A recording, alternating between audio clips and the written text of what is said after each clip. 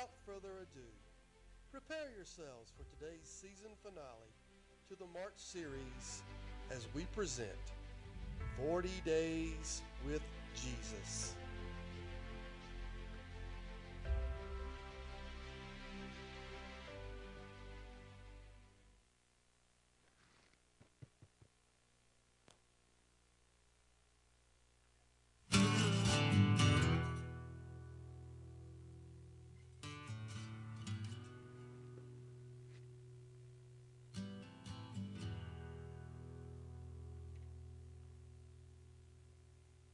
I never did talk that much. Came back honest and not talking. My dad didn't talk that much either. One day his mouth got shut by a big old angel. Well, I tend to make you careful too. He was a good man, my dad, a priest. Work up there at temple, slaughtering them lambs. It kind of scared me what he'd do with them lambs and everything. But he did it. Eventually he got too old. I never did. Went into his line of work. Didn't quite understand it. Couldn't figure it out. But he was a good man. Later on I got old. Boy out there in the desert. And while out there, my father, he walked me to the river. And he handed me this note. And he said, I used to say these words over you when you was a baby. And I want you to chew on these words out here in the desert. It said, you, my boy, are going to go ahead of the Lord and get everything ready for him. You're going to tell his people that they can have their sins forgiven. Tell them that God's kindness is going to shine on them like the rising sun. Well, I stayed out there chewing on these words for a long time until these words started chewing on me. I felt this weight came upon me. Then I went up to the river and opened my mouth, and words started pouring out like a swarm of bees. I was fussing at those religious folk, telling them to get right with God, get baptized. Funny thing about it, I didn't understand it. But I kept on doing it. Repent, get baptized. But the whole while, that weight was still on me. One morning I went to the river and I seen this fella walking towards me. And I could hear myself saying under my voice, there he is. There he is. The Lamb of God that's going to take away our sins.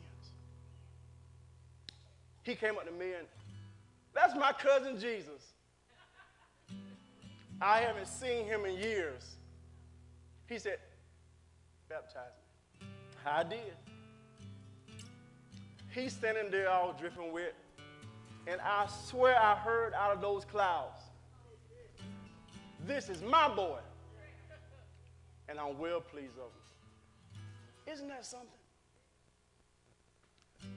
I just kept watching him shining like the rising sun. And that weight that was on me was lifted off of me. And I knew that second that I'd done my job. I went before him. Well, it never was about me. It was about him. Well, it still is.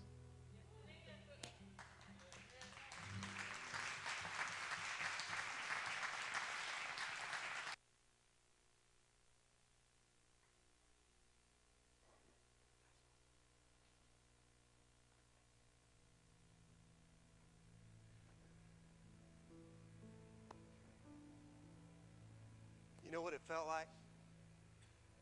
It felt like dad's strength. You know dad's strength? When you're laid on the floor wrestling with your dad, he's taking the punches and toying with you, and all of a sudden, boom, he just takes you down. That's what it was like on that day that Jesus put me in my place. Hindsight's 20/20, I know. But I couldn't understand what he was trying to say. I couldn't understand what he was saying to me. I mean, why did he have to suffer? Why did he have to die? No, not on my watch. It's not going to happen. I will not let this happen. I thought, maybe he's dehydrated. Maybe he's hungry. Dude never did get enough food to eat, in my opinion. But anyway, I go over and I grab him and I pull him off to the side.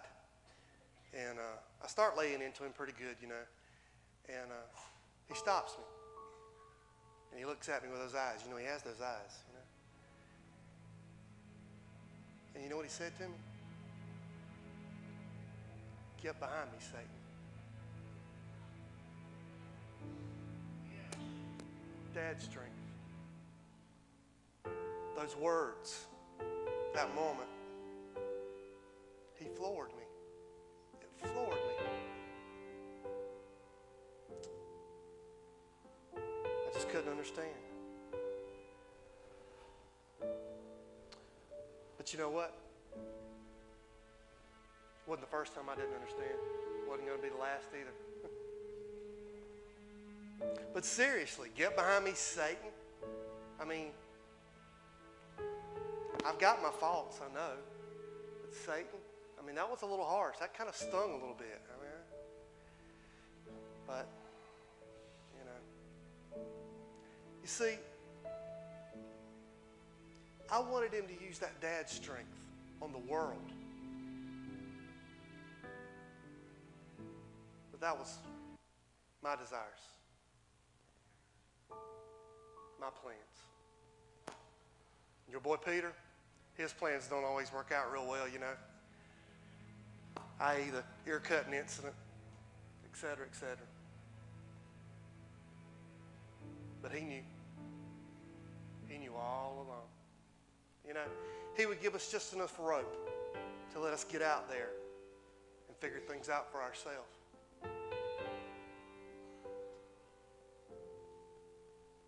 Then he'd take that dad's strength and he'd just pull us back in,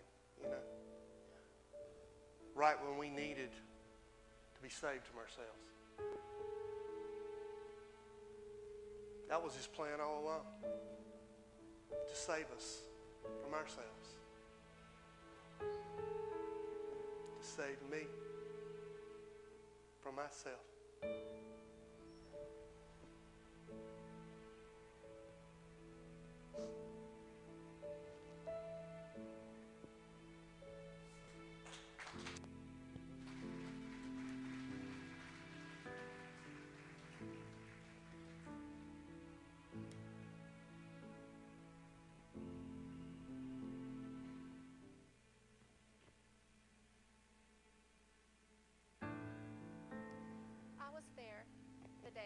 Jesus walked into the temple.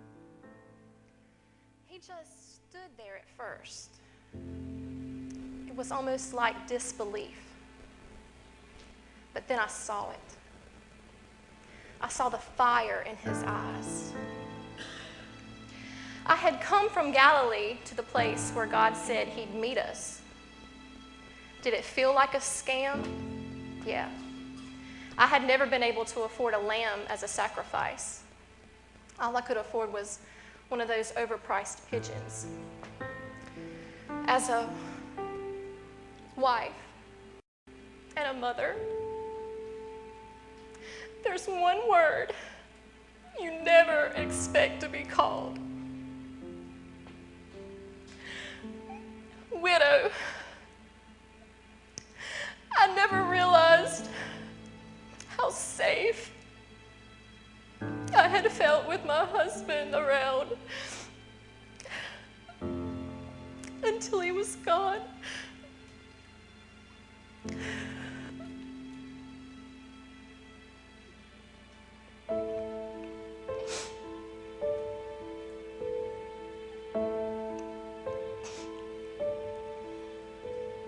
was like being exposed on every side with nothing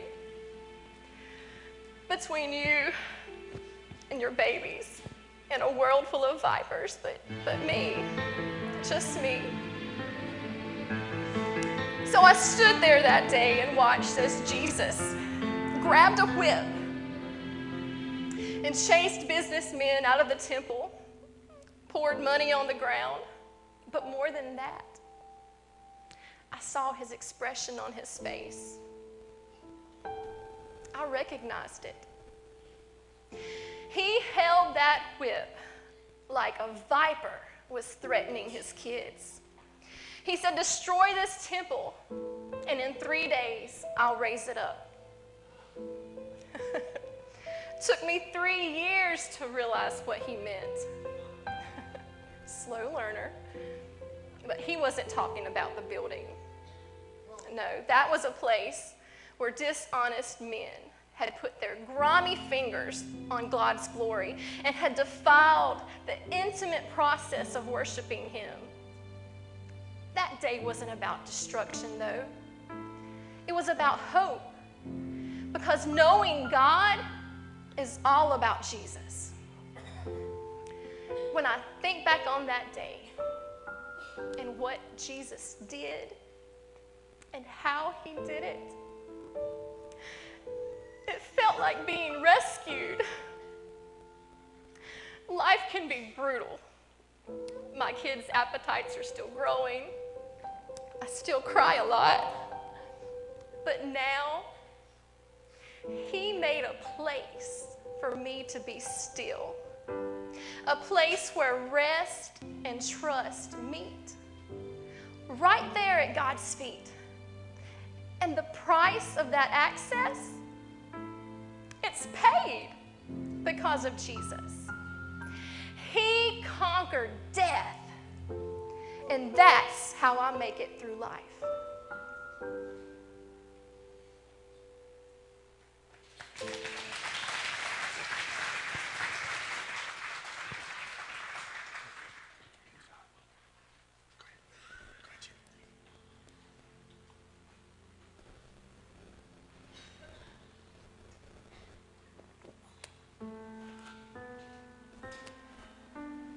$613. I had 613 rules to obey. Can you imagine that? Does anybody really understand how many that is? And I knew them all, and I followed them, mostly. So I'm sitting across from Jesus, and he looks at me, and he said, Nicodemus, it's not about the rules. Now, I'm paraphrasing, but that's basically what he said. It's not about the rules. Now, you have to see things from my perspective. The day before, I see this guy come into the temple and turn it upside down. The place, mind you, that I had spent my entire life trying to preserve. So you could understand why I might want to have a talk with him in a secluded place at night. I mean, how would you feel if someone says, someone you respected tells you that everything that you had devoted your entire life to misses the point entirely? You're a fool. That's how you feel. So I said something to him like, well, only one rule. That sounds too good to be true. He said, all I had to do was believe that he was the Messiah. All I had to do was believe that he was the one that was promised. And he said it, and he just glossed right over it like it was some simple thing. And then he started talking about light and darkness and good and evil and truth. And I'm thinking, whoa, wait. Can we please go back to that place where you took this really complicated thing?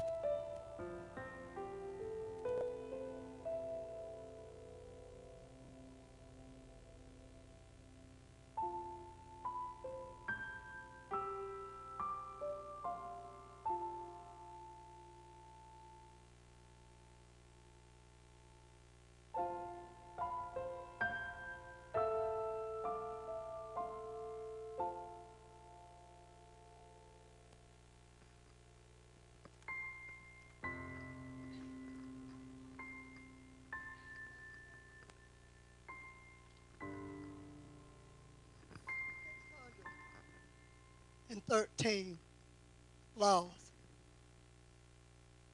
But I was wrong. It was love that would save me. For God so loved.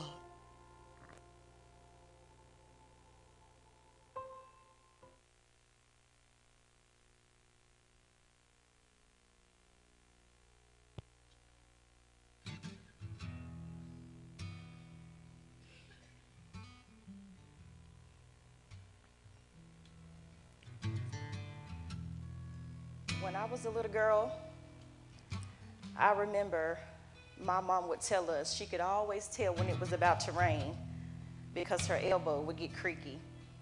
And my smart mouth would say, "Mama, forget that old elbow. I just listen for the thunder." Well, Mama's elbow didn't always get it right, but the thunder never lied.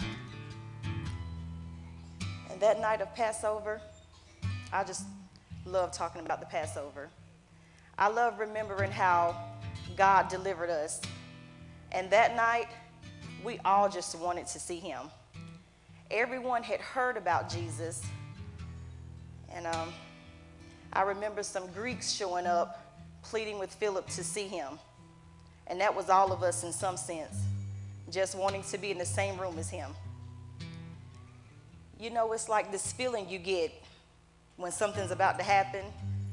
You can't explain it, you just know it. And we all just wanted to be there when it did. So Jesus starts talking about what was to come. And he said, "My heart is troubled. What shall I say? Father, save me from this hour." And he said, "No, this is the very reason I came to this hour. Father, glorify your name." And then the old thunder came booming down right on time.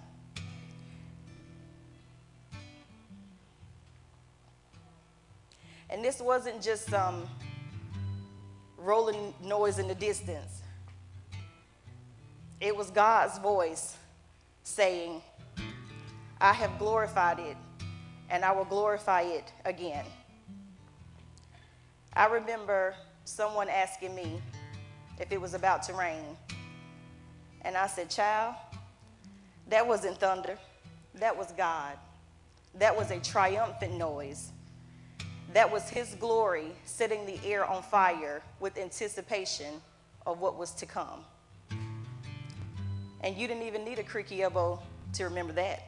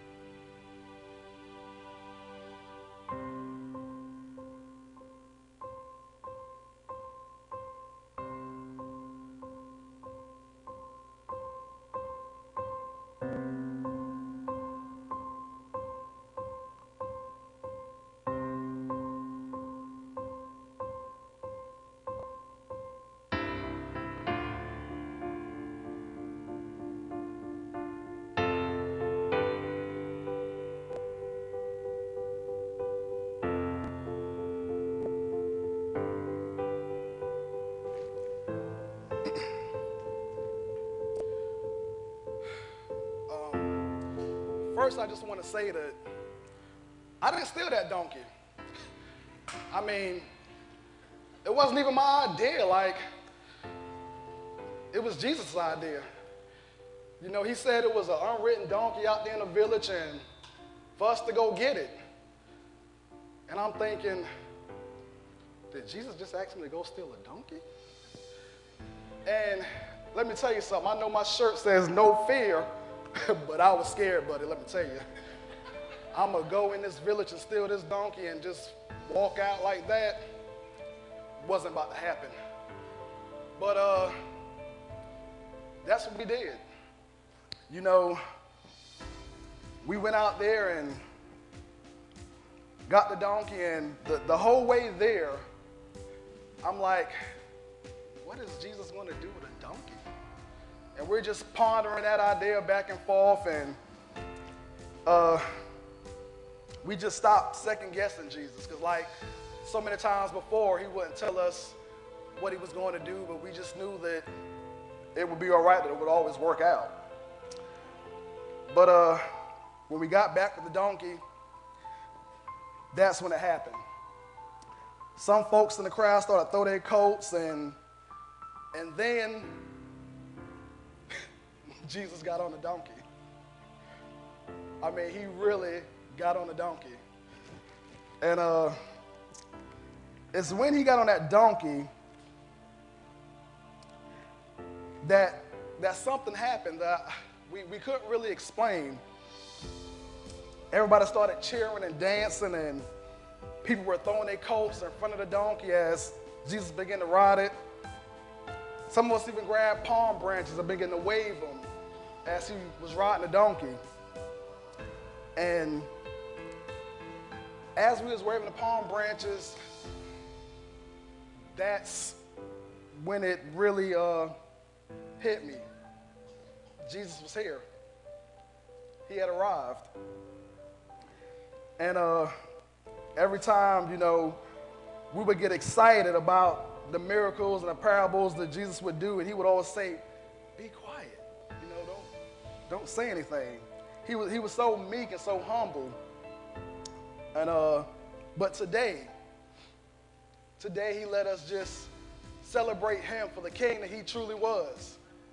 And we had a time, let me tell you. And I don't know what's going to happen tomorrow or the weeks to come, but I know it's going to be huge, whatever it is. It will all be good. We're going to be okay, because today, Jesus showed up. I mean, today was it. Jesus showed up.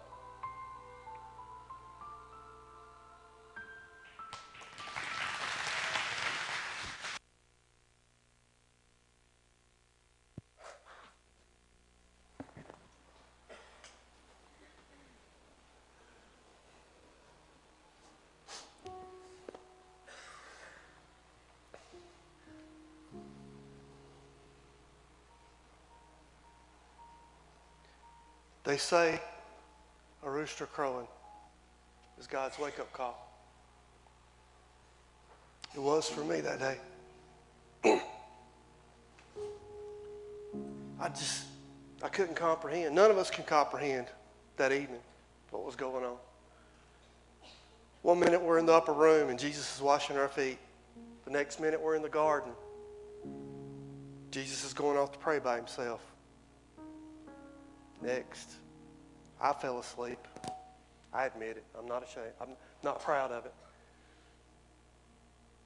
I had a big meal that night. Bread makes me sleepy.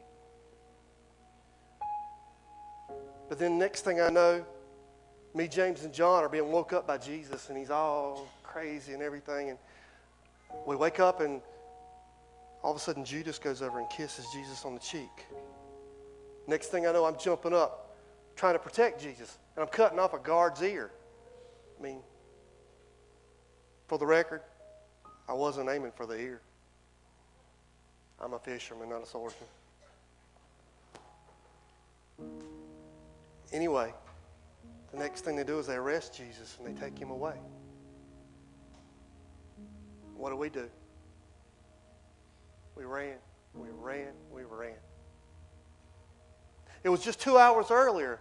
I was looking at him and I said, Lord, if everybody else leaves you, I won't. I'm with you. I love you, Jesus. I think that's what made me stop, turn around and go back.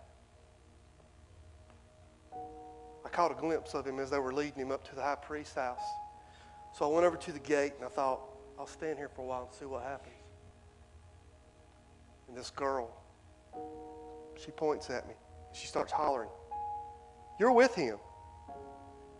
You're with that man that claims to be the Son of God. You're one of his disciples. All of a sudden, I felt eyes all over me.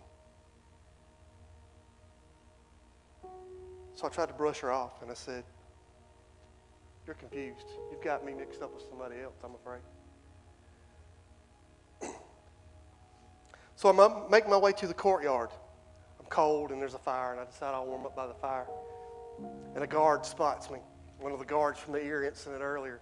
He says, arrest him. There he is. Get him. Lock him up. Wait a minute, dude. You've got me confused. You don't know me. You've got me with the wrong guy. And I watched that night, and they beat him. They spit on him. They threw him down, and they whipped him. They cursed him. They hollered at him. And I couldn't take it anymore. I got tired of the people looking at me. Tired of the accusations. Tired of the eyes. I said, I don't know him. I don't know who he is. I have nothing to do with him.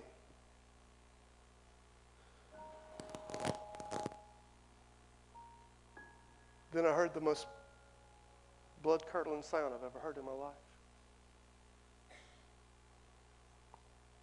I heard the rooster crow.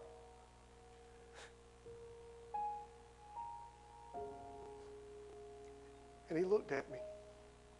He looked at me with that gaze that he has. You can't look away. And they arrested him and they took him away.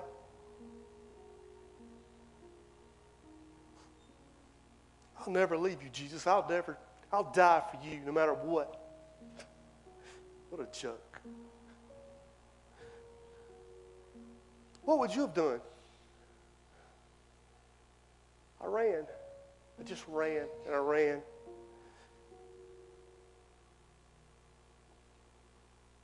You know what they did? They crucified him. They killed him.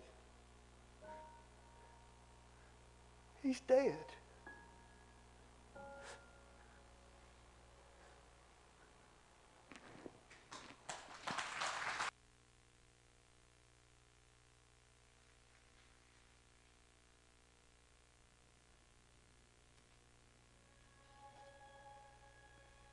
What kind of man welcomes the hurting, the helpless, and the hopeless? What kind of man can heal pain with just a soft touch? What kind of man can multiply hope and freedom as easy as he multiplied fish and bread? What kind of man can turn an old, dusty religion into a brand new relationship with him? What kind of man can claim to be God in the flesh, but yet allow that same divine flesh to be ripped apart? What kind of man would embrace betrayal, insults, torture, mockery, and even death, yet still live to tell about it?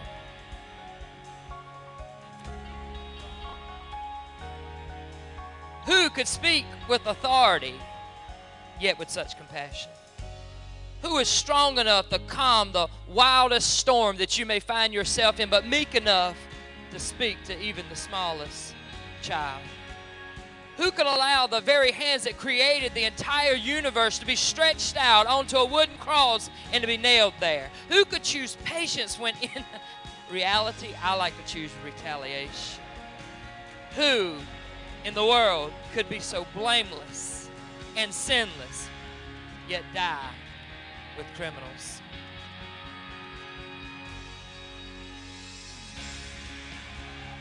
Say it. That's right. Nobody but Jesus. Listen, who in the world could love the way that he loves? Who in the world can stay with us when everybody else has left us, can comfort us when we are suffering? Who else can be our peace, even in our anxiety? Who can still our mind when our mind is drowning in confusion? Who can accept me with absolutely no strings attached? Who would die for me while I'm sinking in my sin? Who could take a grave and turn it into an Easter Sunday morning? Look to your neighbor and tell him, nobody but my Jesus. Now, I'm going to slap the person sitting beside you and tell him, nobody but my Jesus. I came to report to you this morning that nobody can do all these things but Jesus Christ himself. Listen, Oprah may tell us there's other ways, but I stopped by to let you know today that Jesus said, I am the way, I am the truth, and I am the light, and no man's going to get to Daddy unless he comes through me. You say, Pastor, do you believe that? I believe it because Jesus himself said it. He never said he was a good way. He didn't say he was a possibility. He didn't say that life is a multiple choice question and you can just answer which one you want and hopefully get that. He said, I am the way, the truth, and the life. You know, I thought about it. And Charles Taze Russell of Jehovah's Witnesses tried it. But guess what? He's dead.